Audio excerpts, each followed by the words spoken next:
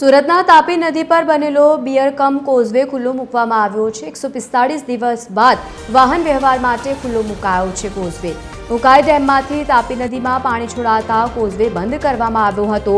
ડેમમાંથી પાણી છોડવાનું બંધ કરાતા હવે કોઝવે લોકો માટે ખુલ્લો મુકાયો છે। કતારગામ અને રાંદેરને જોડતા કોઝવેને ખુલ્લો મુકાતા વાહન ચાલકોમાં અત્યારે ખુશીનો માહોલ છે। કોઝવે બંધ કરાતા વાહન ચાલકોને 5 કિલોમીટર સુધી ફરીને જવું પડતું હતું।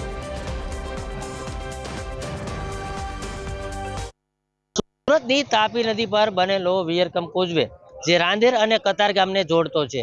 આ વિયરકમ કોઝવે 145 દિવસ બાદ ખુલ્લો મૂકવામાં આવ્યો છે। જોઈ શકાય છે જે પ્રકારે આ રાંદેર અને કતારગામને જોડતો આ વિયરકમ કોઝવે છે તે તાપી નદીમાં ઉકાઈ ડેમમાંથી જે પાણી છોડવામાં આવ્યું હતું તેના કારણે આખું ચોમાસું છે તે વિયરકમ કોઝવે બંધ હતો। આ વિયરકમ કોઝવેની સપાટી જે છે તે 6 મીટરની છે અને 6 મીટર ઉપર આ કોઝવે વહેતો થયો હતો ને તેના જ કારણે આ કોઝવે જે છે તે 144 દિવસ છે તે લગાતાર બંધ રહ્યો હતો। સતત ને સતત જે પ્રકારે વરસાદી માહોલ રહ્યો હતો ને તેના કારણે ઉકાઈ ડેમમાંથી તાપી નદીમાં જે પ્રકારે પાણી છોડવામાં આવતું હતું ને તેના જ કારણે આ વિયરકમ કોઝવે છે તેની 6 મીટરની સપાટી વટાવીને વહી રહ્યો હતો।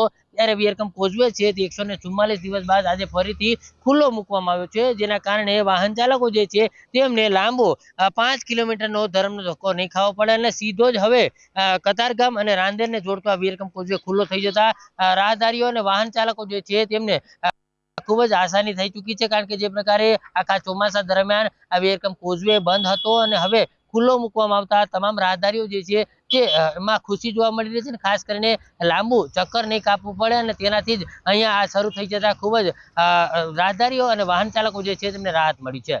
કેમેરામેન જયેશ મિસ્ત્રી સાથે દિવેશ પરમાર, TV 13 ન્યૂઝ, સુરત।